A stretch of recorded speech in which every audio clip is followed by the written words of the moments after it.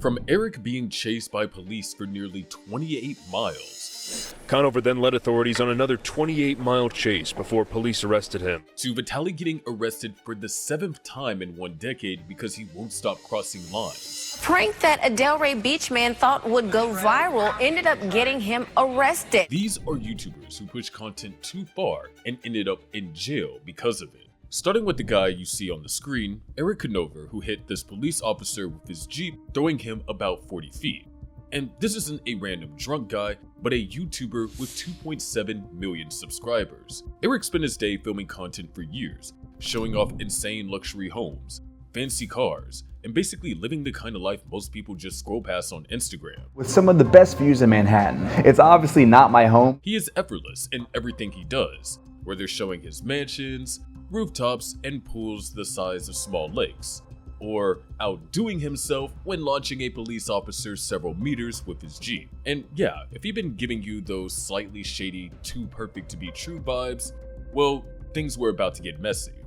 In March 2025, Erik Conover was driving his black Jeep Wrangler through the mountains of Bartlett, New Hampshire around 4:45 p.m. when police tried to stop him for speeding. He was clocked at about 55 miles per hour in a 35 mile per hour zone. Instead of pulling over, Erik led officers on an 8-mile chase before he made contact with Bartlett Patrol Officer Cameron Emmett. Police say a Bartlett officer tried pulling over 37-year-old Erik Conover after an 8-mile chase before Conover allegedly hit the officer with his Jeep and drove another 28 miles. When Emmett approached the Jeep, Conover allegedly drove towards him and struck him with the vehicle, carrying him on the hood and sending him flying through the air. The officer suffered serious injuries, including a leg injury, and was taken to a nearby hospital before being released to recover with his family. Word of the incident spread quickly, with the WMUR, Realtor.com, Inman, and other local outlets covering the chase and crash. Erik Conover pled guilty to 2 felony charges. Erik Conover is accused of intentionally hitting a Bartlett police officer. Throughout that period, he appeared in multiple hearings, including a complimentary hearing, arguments over bail and trial readiness, and a stay at a mental health facility before the judge declared him competent to stand trial. Monica, Steve, court documents reveal Conover underwent an evaluation. A court granted him 30 days in a mental health facility, and they determined he is competent to stand trial.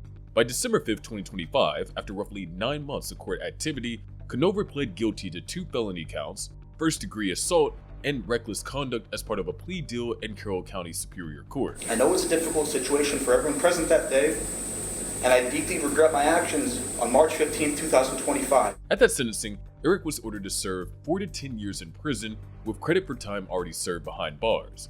He was also told to follow a mental health treatment plan during his sentence. Conover was sentenced to 4 to 10 years in prison with a mental health plan in place. Based on the sentence and the credit he received for jail time before the plea, Erik is expected to remain in prison for at least 4 years, with the earliest possible release in the late 2020s and up to 2035, depending on behavior and parole if granted. While Erik is in jail for one crime, there are also those habitual criminals who think they could outdo parenting and shape their kids perfectly. But all they end up doing is making their children write a book about the trauma they lived through. That is exactly what Ruby Franke did. Now, for the first time, Ruby's eldest daughter, Sherry, is telling her story in a new memoir, The House of My Mother. In August of 2023, Ruby Franke and her therapist, Jody Hildebrandt, were arrested in Washington County after a 12-year-old child escaped the home and ran to a neighbor for help. Police found the child malnourished, bruised, and restrained, and discovered a 9-year-old sibling in similar condition, prompting immediate CPS intervention. Ruby was a cruel mother who practiced extreme disciplinary practices, far beyond what most people considered heinous. Ruby's own journal and notes detailed the punishments, showing just how calculated and controlling her methods were. After learning my children have been spawns of Satan. Ruby and Jody were charged with 6 counts of aggravated child abuse, and in December of 2023, Ruby pled guilty to 4 of those counts. Ms. Franke, how do you plead to count 1, aggravated child abuse, a second-degree felony? Guilty. To count 3, aggravated child abuse, a second-degree felony? Guilty. To count 5, aggravated child abuse, a second-degree felony? Guilty. And to count 6, aggravated child abuse, a second-degree felony? With my deepest regret and sorrow for my family and my children, Guilty. On February 20th, 2024, Ruby Franke was sentenced to 4 consecutive terms of 1 to 15 years in prison, meaning a minimum of 4 years and a potential maximum of 30 years behind bars. Ruby will be eligible for a parole hearing in December of 2026. Her channel, the 8 Passengers YouTube channel, was also immediately shut down. While a few YouTubers land in jail for wrongdoings, the biggest stars sometimes turn the tables and hold the villains accountable. This creator walking to court is Je-yeok.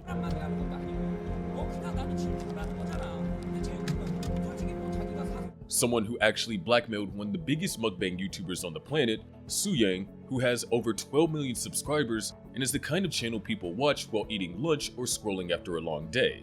And by blackmailing, it does not mean it was petty spam message.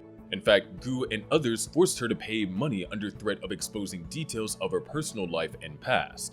While she was busy entertaining millions of people with noodles, fried chicken, and endless kimchi, something serious was happening off camera. In February of 2023, Je-yeok, and another Korean YouTuber with around 150,000 subscribers, and a group of others allegedly began blackmailing her. They started demanding money, around 55 million won, which is about 37,000 to 40,000 US dollars, by threatening to reveal personal information about her life unless she paid up. The group wasn't just one rogue person. Along with Je-yeok were people like Je-yeok, Lee Si-wook, and Choi Il-hwan. They even pulled a lawyer into it, using coordinated online chats to pressure Tzuyang again and again. It's almost hard to believe that in an age where every screenshot ends up on Reddit in an hour, they still thought this would go unnoticed. But all that paranoia didn't stop them from landing straight in legal trouble instead of getting away with it. And so, after months of investigation and gathering evidence, Je-yeok and some of the others were arrested in July 2024 following a formal complaint by Tzuyang's legal team. Je-yeok was sentenced to 3 years in prison for blackmail and extortion. The others involved got different judgments. Je-yeok received a 1-year sentence with probation and community service. Karakula got probation with community service, and Crocodile was fine. On top of the criminal sentences, Je-yeok was also ordered to pay damages to Tzuyang. And yes, after the sentence, Je-yeok publicly apologized, but the internet saw it as performative rather than a genuine apology. Anyways, some people never learned the lesson the first time, and Vitaly Zdorovetskiy proved it. A prank that a Delray Beach man thought would go viral ended up getting him arrested. He was already arrested back in 2014, and then twice in 2016, once in 2017, and twice in 2020, for trespassing and pranks. Fast forward to April 2025, and Vitaly found himself behind bars in the Philippines facing serious trouble far from home. The Philippine authorities are considering deporting him while he is in local custody, but neither Russia nor the United States are ready to take him back. This guy has over 10 million subscribers, yet even his own countries are not ready to claim him. His arrest came after a series of live stream pranks and disruptive stunts around Manila, Taguig, and Pasay City that went way beyond harmless fun. Videos show him allegedly harassing security guards, restaurant for the content. Ay sa BI, tinuturing na undesirable, insulting locals, and causing chaos in public spaces while filming for content. He was also accused of minor theft, like taking an electric fan from a restaurant and riding a motorcycle without permission. He tried stealing a service weapon off of a security guard. He stole a motorcycle. He was a public nuisance. He tried robbing an old woman. He ran around the Philippines and was just an absolute terror to everyone. Police quickly filed charges of unjust vexation, alarm and scandal, and attempted theft, citing multiple complaints from businesses and residents. The Philippine authorities showed no leniency. The interior chief gave the assurance the Russian national will receive no special treatment. Remulla also vowed the vlogger will not be deported until a verdict is reached in the cases against him. As of mid-2025, Vitaly remains in the Philippines while authorities review his case, and deportation is on hold until all charges are fully resolved.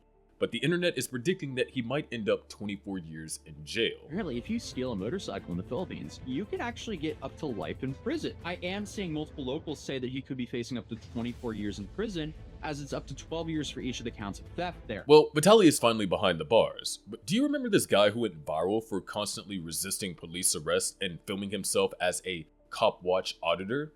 That was Floyd Wallace Jr., also known online as Omaha Copwatch. And as well as the Passport Bro, someone who goes abroad to find love, believing women overseas suit him better than those at home. Well, this didn't age well. The Copwatch is now being watched by a cop, and now he's the PDF bro, not passport bro. Back in the US, Wallace made a name for himself by confronting police on camera, posting heated live streams, and claiming he was defending civil rights. Fast forward to December 2025, and Wallace ended up arrested in Sao Paulo, Brazil. The American is accused of and several children. Brazilian authorities accused him of R-wording a vulnerable person and facilitating sexual exploitation of minors. A driver in Rio de Janeiro filed a complaint about suspicious activity involving 2 minors. Police then traced Wallace through digital footprints and online accounts tied to his Copwatch persona. Taxi drivers were picking up children, and they realized that these children didn't really know where they were going. They were going off of Mr. Wallace, and when they got to the destination, they were meeting up with a foreign man that did not know any Portuguese. These are the crimes that could carry decades behind bars if proven true.